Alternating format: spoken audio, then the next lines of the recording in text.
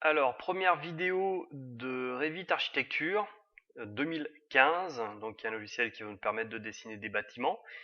Je vais faire des vidéos vraiment très dirigistes, c'est-à-dire que ce seront des vidéos qui vont nous servir vraiment à dessiner une maison. On va zapper tous les éléments un peu particuliers qu'on verra s'il y en a besoin au cas par cas. Voilà. Donc, si je voulais faire un nouveau projet, j'irais dans le gabarit architectural, mais là, pour montrer un petit peu, je vais aller dans un exemple de projet architecture. Donc, c'est une maison. Voilà, ça s'ouvre. Et là, déjà, on voit plein de barres d'outils, plein d'éléments partout. C'est relativement compliqué. Donc, qu'est-ce qu'on peut voir? On a un R. Ce R nous sert à enregistrer sous, exporter, publier, imprimer, etc. On a des outils ici de recherche pour nous aider, parce qu'il y a des aides. On a un ruban. Dans ce ruban, il y a tous les outils dont on va pouvoir avoir besoin. Là, le ruban est relativement grisé parce que je suis sur un plan, et qu'un plan ne sert pas à concevoir, si je puis dire. On a des propriétés à gauche qu'on va voir, on a une arborescence à droite, et en bas, on a une barre d'outils qui nous dit cliquer pour sélectionner. Donc c'est une barre d'aide à bien regarder. On va commencer par l'arborescence. L'arborescence, ce sont toutes les familles que vous avez, mobilier, canalisation, etc. Et ce sont toutes vos vues. Donc par exemple, les plans d'étage. Voici un plan d'étage level 1. D'accord? Pour zoomer, j'ai qu'à zoomer avec la molette de la souris. Si je me mets par exemple en vue 3D, voilà, sur la vue 3D, pareil, je peux zoomer dessus et je peux me déplacer grâce au petit cube qu'on a ici. D'accord? Je peux me déplacer aussi en tenant Shift et le clic de la molette. Shift, clic, molette, ça fait le déplacement. Voilà. Donc vous voyez, on a énormément de plans.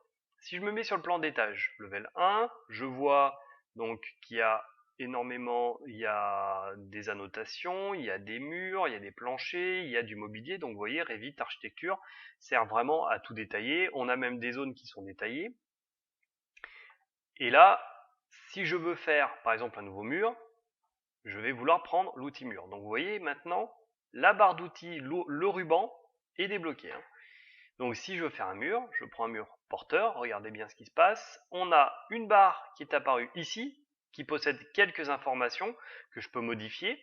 On a des propriétés là qui ont les mêmes informations, mais en ont de supplémentaires. Par exemple, le style de mur que je veux. Je peux même créer mes murs si j'ai envie. Et en bas, on me dit cliquer pour saisir le point de départ du mur. Vous voyez, si je viens cliquer ici, là, en bas, ça change. On me dit saisissez le point d'arrivée du mur. Voilà. Donc c'est comme ça que ça fonctionne. Regardez bien ce qui se passe en bas.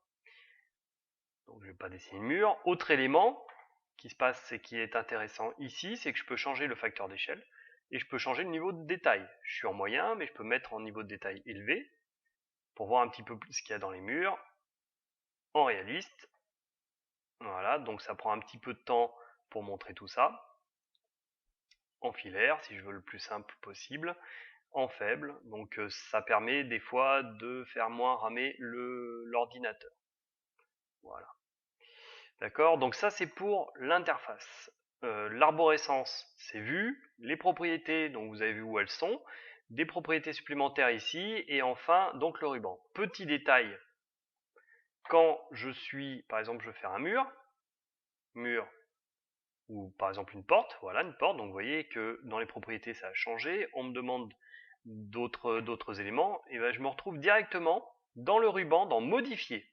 Et modifier dépend forcément de chaque élément. On n'a pas les mêmes options si c'est une porte que si c'est un mur. Si je veux annuler, je peux faire échappe, bien évidemment, ou je peux faire la croix. D'accord? Et repartir dans l'architecture. Voilà. Donc faites bien attention que quand vous prenez un élément, vous passez directement dans l'onglet modifier. Donc voilà à peu près pour l'interface. Vous pouvez modifier énormément de choses dans ce logiciel, donc n'hésitez pas à regarder dans l'aide. C'est-à-dire que si vous voulez par exemple modifier ce petit cube, eh ben, vous pouvez aller dans les options du petit cube. Si vous placez par exemple sur le mur porteur et que vous restez dessus sans cliquer, vous avez une aide qui apparaît. De même pour les composants, etc.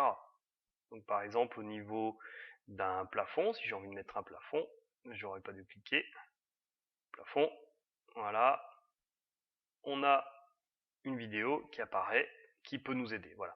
Donc regardez bien tout ce qui se passe dans ce logiciel parce qu'il est vraiment très intéressant.